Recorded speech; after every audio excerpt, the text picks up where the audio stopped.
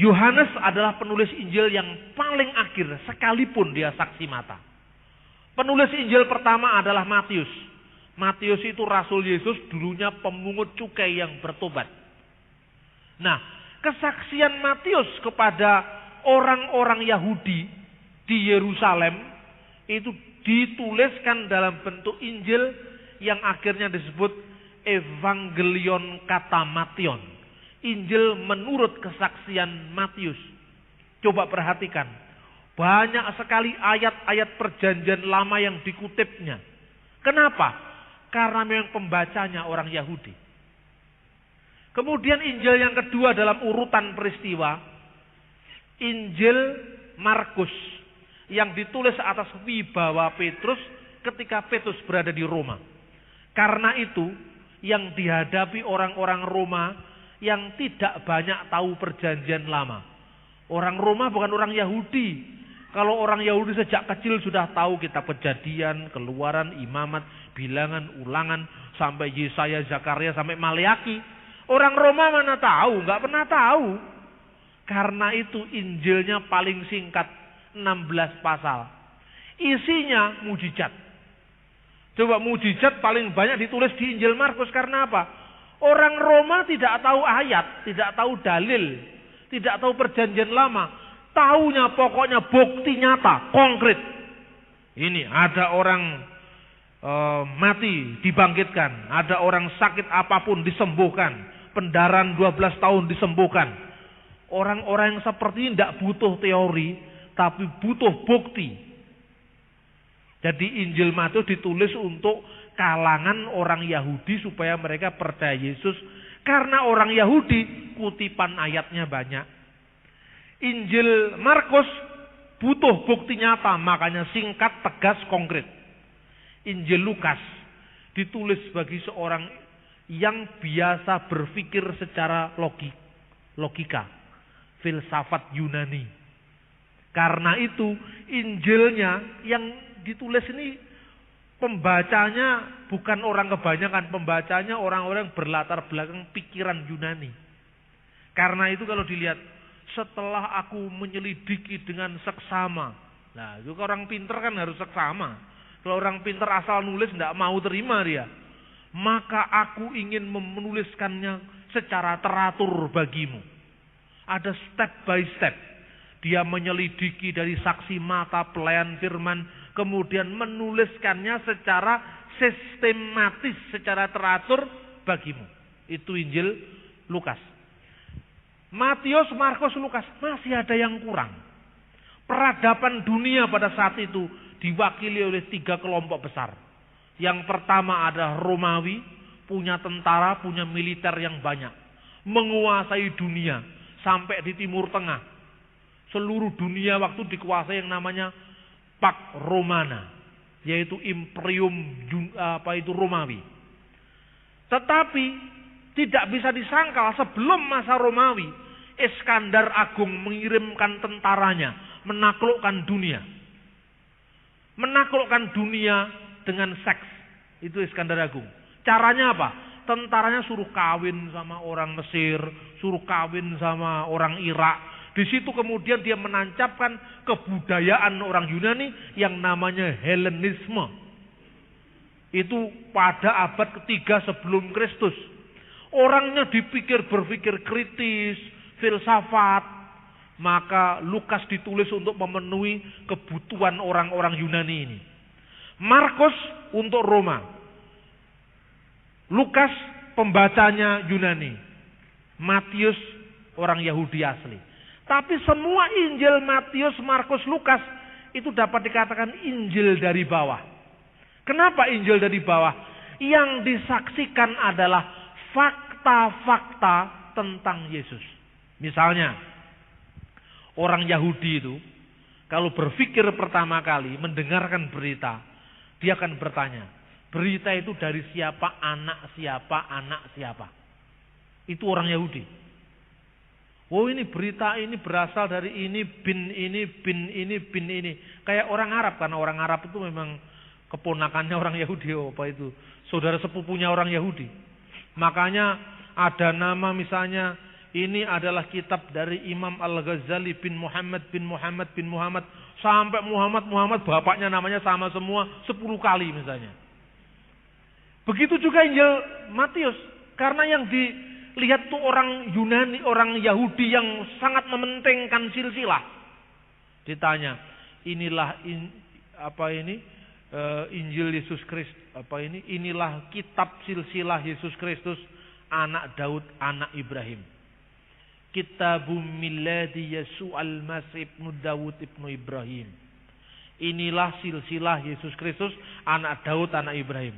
Lalu dikatakan Ibrahim memperanakan Iskak memperanakan Yakub. Itu kalau dibaca untuk logika orang Indonesia membosankan, ya kan? Itu puluhan ayat isinya ini memperanakan ini, memperanakan ini, memperanakan ini. Untuk apa? Bagi orang kita asing mungkin, apalagi orang Jawa, marga aja tidak punya. Iya kan? Kalau orang Batak mungkin itu tobing, satu kampung saudara semua, pokoknya namanya tobing. Satu kampung pokoknya Panjaitan semua saudara. Kalau orang Jawa, satu generasi udah hilang. Iya kan? Itu saudara di Jawa, kalau satu generasi itu namanya nak ndulur. Ya. Nah, udah hilang. Itu di Jawa. Orang Jawa baca Injil Matius bingung. Ini apa ini isinya kok anak ini memperanakan ini, memperanakan ini. Baru disahkan berita itu. Karena orang Yahudi harus begitu. Terus diawali dengan demikian genaplah seperti yang dikatakan Nabi. Seorang perawan akan melahirkan seorang anak laki-laki dan hendaklah engkau namakan dia Immanuel yang artinya Allah beserta kita. Terus kemudian kisah, setelah kisah dengan demikian genaplah yang disampaikan oleh para nabi. Selalu seperti itu. Tapi coba diperiksa, Markus jarang ngomong begitu. Karena pembacanya tidak tahu. Setelah semua ditulis dari bawah, menyajikan fakta. Masih ada bidat yang berkeliaran. Ini dari sejarah gereja ini. Ditulis oleh seorang ahli sejarah gereja pertama di dunia. Namanya Eusebius dari Kaisarea. Judul bukunya adalah Sejarah Gereja. Tarikh al-Kanisah. Terjemahan bahasa Arab. Dia menulis seperti ini. Yohanes, rasul yang usianya sangat tua, sebelum dibuang ke Pulau Patmos, dia ada di Efesus. Pada saat dia ada di Efesus itu, muncul kelompok bidat yang namanya Kerintus. Kerintus itu mengajarkan Yesus itu bukan manusia sejati. Dia sebenarnya manusia semu. Setengah manusia, setengah Tuhan. Jadi enggak manusia betulan. Darah dagingnya itu tidak ada betul, tapi hanya bayangan.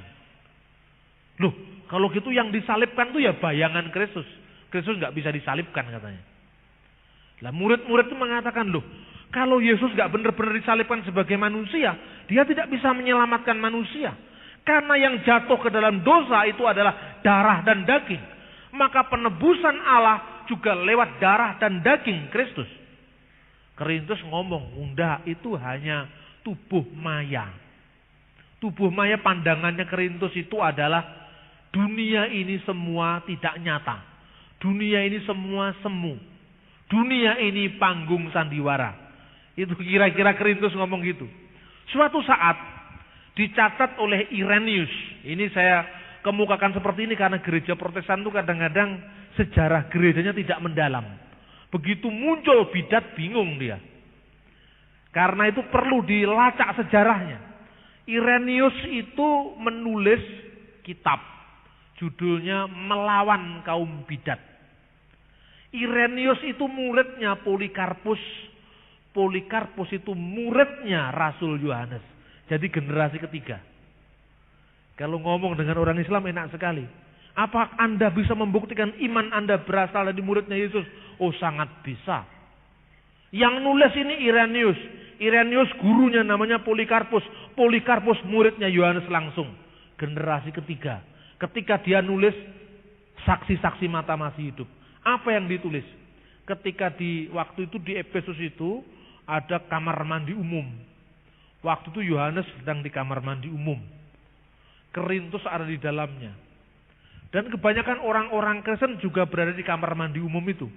Tatkala muncul Korintus, Yohanes berteriak, "Anak-anakku, keluar dari ruangan ini. Saya takut ruangan ini akan hancur karena penyesat ada di dalam sini." Saya tidak rela anak-anakku satu atap dengan sang penyesat.